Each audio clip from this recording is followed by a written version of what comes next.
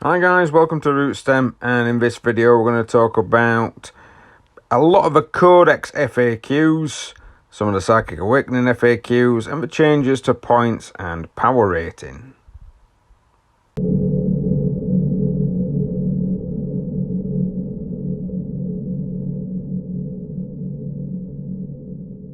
Hi guys, thanks very much for joining me. If you're not already, please consider subscribing. And please give us a like, share if you do like the actual content.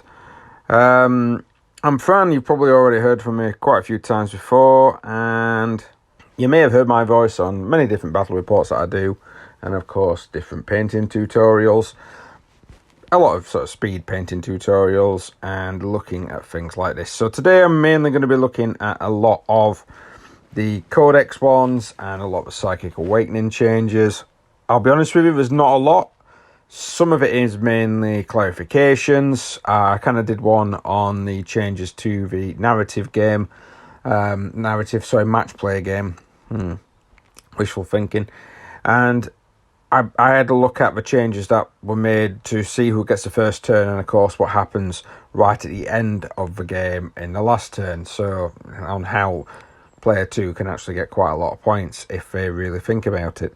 In this one, we're just going to be looking at some of the current version of the erratas for codexes. There's not going to be a lot changed, if I'm completely honest with you. I've already gone through a lot of these. A lot of these are clarifications, like this one here. Just basically clarifying that whenever you get to use a rule, what states that you're in your doctrine, you do get to use your doctrine special abilities. Here we've just got points value and power rating increases, I believe. Although we haven't done it for all of the armies, which is a bit of a bugbear, because of course any other army like Eldar, you've got to go through and look at, or Craftworld, sorry, you've got to go through and look at every single points value change, every single power limit change to see whether or not it's changed, whereas because Space Marines have got an errata that's been updated, it's all in here. I'm not quite sure if we're going to be doing that in future. Of course, the points value changes. I'll be honest with you, my Eradicators, Outriders, and Interceptors are only 3-man squads anyway, so they're only really going to go up 15 points apiece. It's not a huge difference, but sometimes a little bit might stop you from being able to get a particular naughty unit. I still think Eradicators at, I think they're now 135 points, are well underpointed for what they can do in the game. If you play them correctly, you can take out a knight. That to me is very unbalanced. And one of the big erratas is here. I completely agree with this. I think, from what I understand, it's this Invader ATV squad. I think some people have been counting, because I've got Biker, they've been stating that the Apothecaries can revive the ATV. Fine, if people have been doing that, you're dicks if you are. But I put it in there saying that you can't. So if you have been a tool previously, then it's not going to happen anymore. Now, if I skip over to the Psychic Awakening books, The Greater Good, and of course the Codex Gene Stealers, pretty much the only real changes here are just basically stating, I think just clarifying the perfect ambush rule, and just adding a crusade line or two to some of the units that are in there. There's no real any other changes. A lot of these changes kind of happened about, was it October time? When the I can't remember. When the Space Marine Codex came out with the melter weapons and everything else. So basically, Crusade units, just a Crusade line that's been added to Brood Brothers, and just a Crusade line that's been added to the Militarium Tempestus. Not a lot of changes again, but I am going to have a look now and see if there's been any major changes in points or power level. So I'm going to start with the Astra Militarum. There seems to be a few changes, although it's really weird. I think all the infantry, the veterans especially, have gone up in some points. Infantry squads have gone up in some points. Command squads, for some reason, when I'm building them now with this here, they've gone up like 1 or 2 points. I'm not quite sure if I maybe made a mistake last time round, but it was a bit odd. So Imperial Guard, they seem to have gone up in points. Tank commanders have gone up a hell of a lot in points. I believe it was 150 last time round. It's now 175. But for some reason, certain weapons are not on here on the list, which normally means, because this is how it works in the Space Marine Codex, if it's not listed, it's counted as free, I believe. So you don't have to pay any additional points for it. There's no Vanquisher Cannon here. There's no Plasma Executioner here. So to me, you'd be paying 175 and you'd be getting those weapons effectively for free. It's same when you go down to the Leman Russ. The Leman Russ has gone up in base cost, but certain weapons have been omitted. Other weapons as well are not as expensive as they were before, but I think that's because the base cost has gone up. So there's no real difference. Armoured Sentinels have pretty much remained the same. Heavy weapon squads have pretty much remained the same. It was just the veterans, because I'm only going with units that I actually own. So veterans definitely gone up. I think command squads have gone up a little bit, and infantry squads have gone up. So unfortunately, the Told Imperial Guard has lost out, in my opinion, because of course they should be cheap as chips. They are not anymore. But your Chimeras have come down in price. Only about 5 to 10 points depending on how you kit them out, but they've come down in points.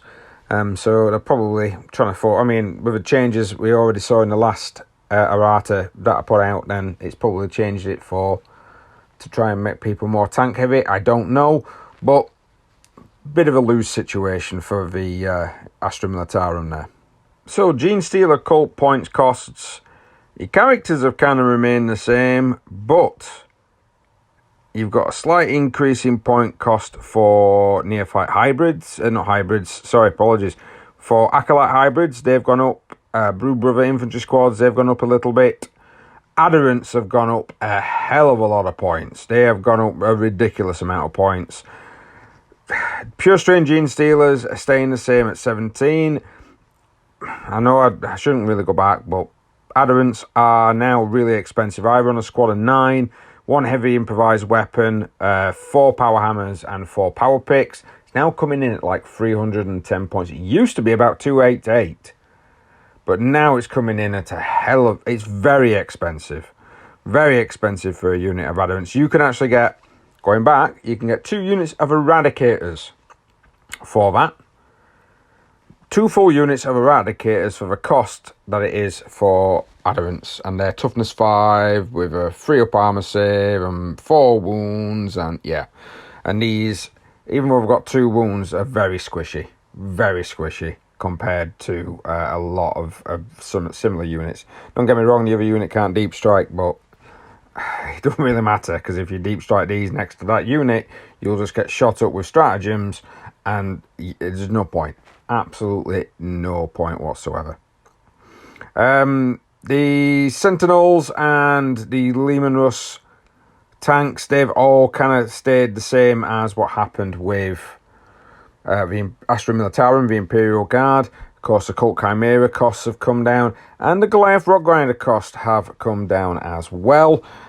If you don't see the weapon there, it basically means that it doesn't cost any points, so therefore you can have it as an option, but it doesn't cost you any points, any additional points above the unit base cost to be able to have that option on your unit. I believe that's how it works. If not, Games Workshop, you are missing a hell of a lot of equipment from all of this, but I believe that is how it works. Power rating wise, of course, they've gone up a few bits, mainly Adherents again.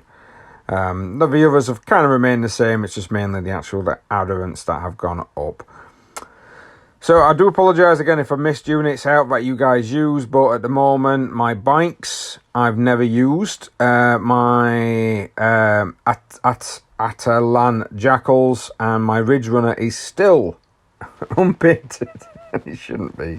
I should paint it, but they are still unpainted, unfortunately, in the boxes. I got them a bit back, but you know what happens with your pile of shame. Sometimes you have to just crack on with stuff, and at the moment I'm trying to get my sisters up and running, because otherwise I'm buying codexes and never using them. So on to the Eldar or Craft Worlds. I've gone through quite a few of the actual units now. I've noticed that none of the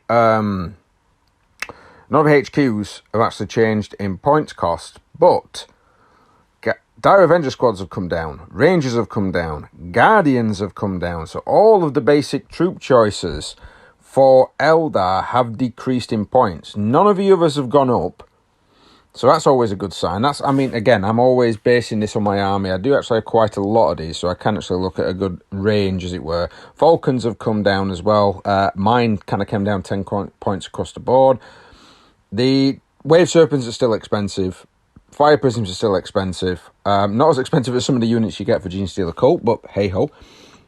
Yeah, all the Dire Avengers, they've come down in points. Guardians, Rangers, I think even the Stone Guardians may have even come down in points. The Wraith Guard with D-Scythes have also come down in points. They're no longer very expensive. They are expensive, but they're just not as expensive as the ones were. And Wraith Blades have kind of stayed the same. There's been no real changes on those. So far, when the Forge World items come out for the Eldar, they won, in my opinion, on that as well. And so far, now that the Craft World ones have come out, they've also won on there as well. I was going to do the Adeptus Sororitas or Sisters of Battle, but they haven't really changed, and I have not actually got enough units to be able to state what has and hasn't changed. So as I can see, the basic units between the Battle Sister squads are still the same points cost. They have not actually adjusted those at all. And that will be it for me.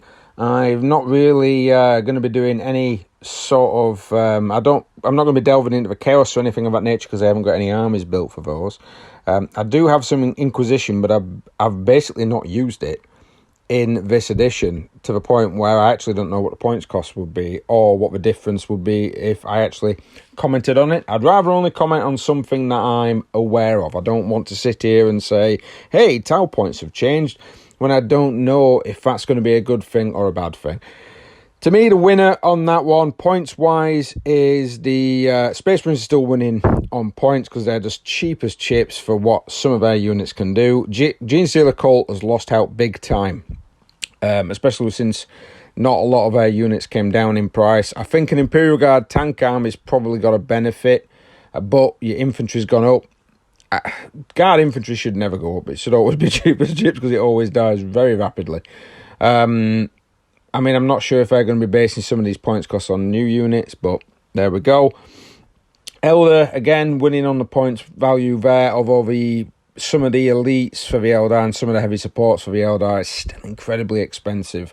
Yes, they can devastate things, but they are still very expensive for what they can do in comparison to other units. Again, everyone always compares them to Space Marines, to the poster boys, the Verlook, the number one. So we're always going to compare ourselves to Space Marines, but you need to because everyone's going to have a Space Marine army. And I'll be honest with you, at the moment, if you get that guy at your local wargaming club, this is the army he's using. Well, thanks very much for watching, guys. Please like, share, subscribe, hit that notification button if you do want to see more. Leave a comment down below if there's any other points changes that you think are ridiculous or any other points changes that you think are more beneficial. I didn't really go through the power level, but I think that's because they've only really gone up 1 or 2 levels, and a lot of people are not bothered about it anymore since they're only bothered about, or Workshop especially seems to be only bothered about match play, tournament, which, no.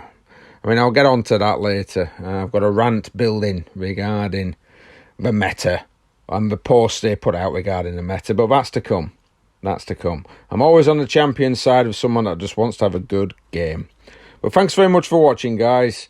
We'll see you next time.